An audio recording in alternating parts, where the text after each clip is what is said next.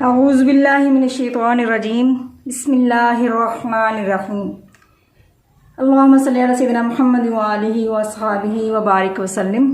السلام علیکم ورحمۃ اللہ وبرکاتہ۔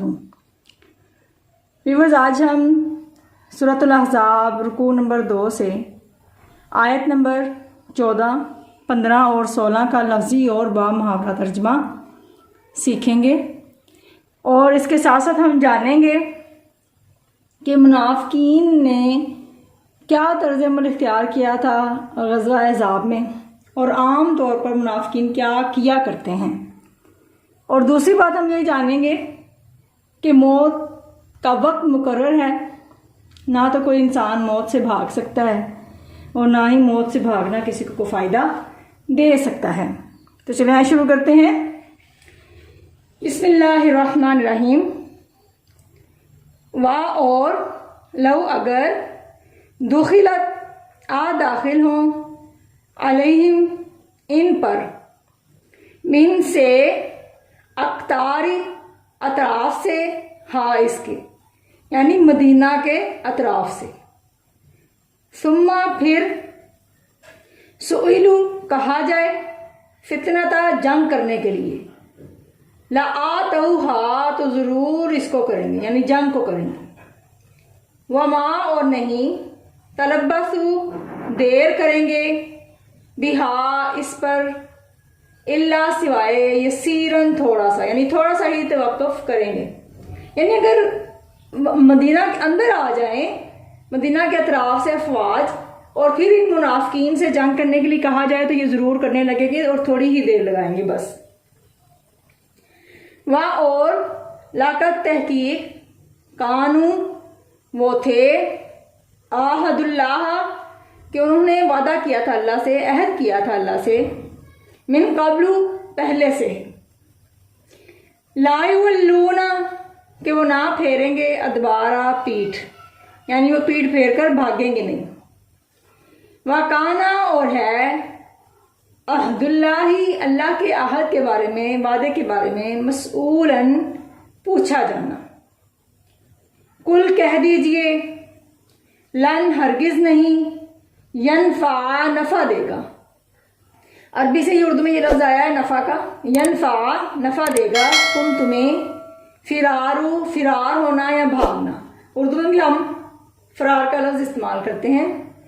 ان اگر فرار تم بھاگو، من الموتی موت سے، اول قتلی یا مارے جانے سے، وَإِذًا اور اس وقت، لا تمتعون تم فائدہ نہیں اٹھاؤ گے، الا سوائے قلیلاً تھوڑا سا ہی۔ اب با محاورہ ترجمہ دیکھتے ہیں۔ وَلَوْ دُخِلَتْ عَلَيْهِمْ مِنْ أَقْطَارِهَا ثُمَّ سُئِلُوا الْفِتْنَةَ لَآتَوْهَا وَمَا تَلَبَّثُوا بِهَا إِلَّا يَسِيرًا۔ اور اگر فوجیں مدینہ کے اطراف سے ان پر داخل ہوں، پھر ان سے خانہ جنگی کے لیے کہا جائے تو فوراً کرنے لگے، اور اس کے لیے بہت ہی کم توقف کریں۔ وَلَقَدْ كَانُوا عَاهَدُوا اللَّهَ مِن قَبْلُ لَا يُوَلُّونَ الْأَدْبَارَ حالانکہ وہ پہلے اللہ سے وعدہ کر چکے تھے کہ وہ پیٹھ نہیں پھیریں گے۔ وَكَانَ عَهْدُ اللَّهِ مَسْئُولًا اور اللہ سے جو وعدہ کیا جاتا ہے اس کے بارے میں پرسش ہوگی، یعنی پوچھا جائے گا۔ قُلْ لَن يَنفَعَكُمُ الْفِرَارُ إِن فَرَرْتُم مِّنَ الْمَوْتِ أَوِ الْقَتْلِ کہہ دو کہ بھاگنا تمہیں فائدہ نہیں دے گا اگر تم مرنے یا مارے جانے سے بھاگتے ہو۔ وَإِذًا لَّا تُمَتَّعُونَ إِلَّا قَلِيلًا اس وقت تم بہت ہی کم فائدہ اٹھاؤ گے۔ یہاں پہ ہم نے 2-3 چیزیں سیکھی۔ ایک تو یہ کہ یہ منافق، ہم نے پچھلی ویڈیو میں جانا پڑھا کہ منافق جو ہیں وہ طرح طرح کے بہانے بناتے ہیں کہ تاکہ جہاد میں نہ جانا پڑے، لیکن یہاں بھی یہ کہا جا رہا ہے کہ اگر ان کے اوپر مسلط ہو جائے فوجیں یا مدینہ کے اندر ہی آ جائیں تو پھر تو یہ فوراً جنگ کرنے لگیں گے اپنی جان بچانے کے لیے۔ تو دوسرا ہم نے یہ جانا کہ ان لوگوں نے پہلے اللہ سے وعدہ کیا تھا کہ وہ جہاد سے، میدان جنگ سے پیٹھ نہیں پھیریں گے، اور ساتھ ہی اللہ تعالیٰ نے ہمیں یہ بھی بتا دیا کہ جو بھی اللہ تعالیٰ سے وعدہ کیا جاتا ہے اس کے بارے میں روز قیامت پوچھا جائے گا۔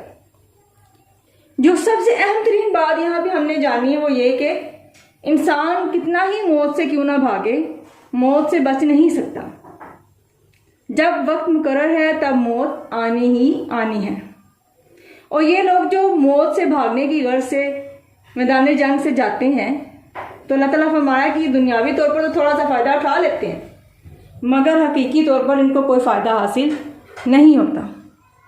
اللہ رب العزت ہمیں اچھے طریقے سے سمجھنے اور عمل کرنے کی توفیق عطا فرمائے، اور ہماری غلطیوں سے درگزر فرمائے، اور ہم سب کے لیے دنیا اور آخرت میں آسانیاں پیدا کرے۔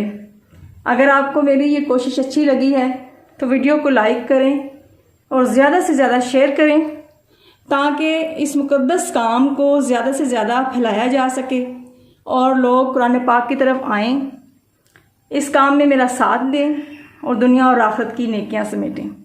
وما علینا الا البلاغ المبین۔